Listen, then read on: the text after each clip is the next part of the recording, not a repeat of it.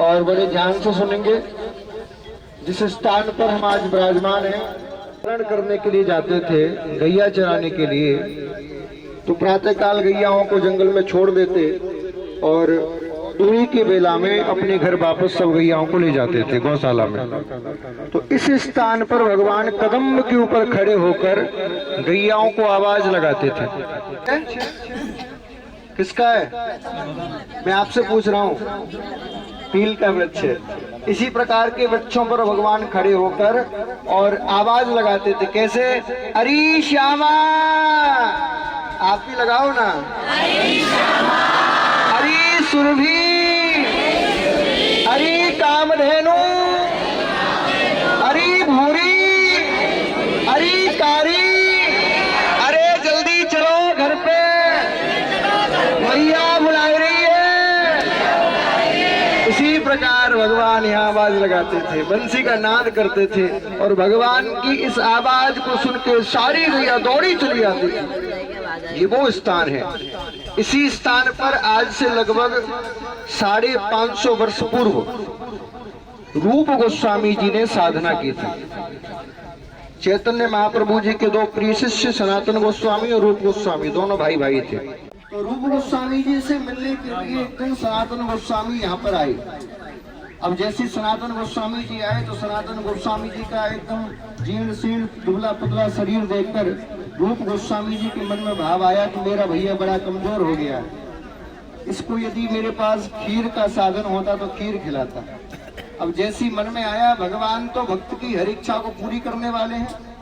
राधा रानी ने सोचा या बाबा के पास ना गैया है ना मैया है, ना तो कोई खीर दूध आवेगो ना खीर बनेगी, कहाँ से आवेगो। तो जी बाबा खीर की याचना कर रहा है, क्या करूं। तो जैसे ही सनातन गोस्वामी आए, रूप गोस्वामी नेत्र बंद करके बैठे, बोले राधा रानी अब खीर की व्यवस्था कहाँ से होगी। इतना सुनते ही राधा रानी स्वयं अपने हाथों से खीर बना के लाई, एक मटकी में रख के।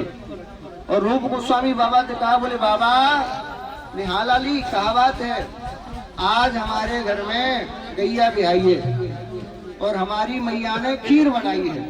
तो हमारी मैया ने कही कि रूप गोस्वामी को बाबा रेवे टेर कदम पे बापू खीर दे के यहाँ। तो बाबा मैं तुम्हारी काजे खीर देने की कहीं आई हूँ, लो खीर खा लो। बाबा ने कहा लाली तू खीर तो लाई है, लेकिन मेरे पास तो कोई पात्र ही ना है जो खीरें रख सकूं। बोले बाबा कोई बात ना, ये पात्र मैं तुमको देके जा रही हूँ, जब ये खत्म है जाए तब पात्र वापस कर जाइए। अरे लाली तू कैसी बात करे, मुकू तो तेरा नाम पतो, घर कछु नहीं पतो। तब कहा, बोले ला बाबा तुमको ना जाने, मेरो नाम राधा है, मैं बरसवान की लाडली हूँ, बरसवान की कुमारी हूँ। बरसाने में आके काऊ से पूछ ली वो तू मेरे को बता देगो। बोले ठीक है लाली। इतना कह के राधा रानी तो चली गई। सनातन गोस्वामी आए, जैसी खीर खाई उस खीर का स्वाद पाते ही तुरंत आंखों से झरझर सुधारा बहने लगा। रूप गोस्वामी ने कहा भैया क्या खीर मीठी ना है, खीर में कोई गड़बड़ी है। बोले नहीं भैया। तो रो क्यों रहे हो। बोले बावरी ये बता खीर आई कहाँ से, इतनी स्वादिष्ट खीर कहाँ से आई। बोले एक लाली आई थी, कह रही थी हमारे घर गैया भी आई है तो मैया ने खीर भेजी है। अच्छा वो लाली कहाँ रहे वे। बोले बरसाने में कह रही थी कि कोई सुभान है बाकी चोरी है। बोले चल देख के आवे। पूरे गांव में घूमे लेकिन कोई वृषभानु नाम को बाबा मिलो ही ना, कोई घर ही ना मिलो।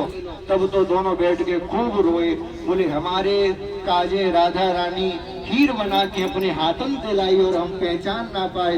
और इतना भाव रूप गोस्वामी सनातन गोस्वामी के अंदर आ गए कि खीर तो खाई, साथ में जब मटकी में लाई, मटकी हुए पीस पीस के महाराज पूरी खा गए। इतना भाव। तो ये वो स्थान है टेर कदम जहाँ राधा रानी स्वयं अपने हाथों से खीर बना के लाई। बोला भैया खीर खिलाने को विशेष महत्व है। जो राधा रानी को खीर खिलावे, ब्रजवासी को खीर खिलावे, भक्ति को खीर कदम पे खाएं, संकल्प का महत्व होता है। यहाँ आप राधा रानी के मंदिर में दर्शन करने जाओ तो राधा रानी को कल के प्रसाद में या भोजन में वितरित करवा दिया जाएगा। वृंदावन में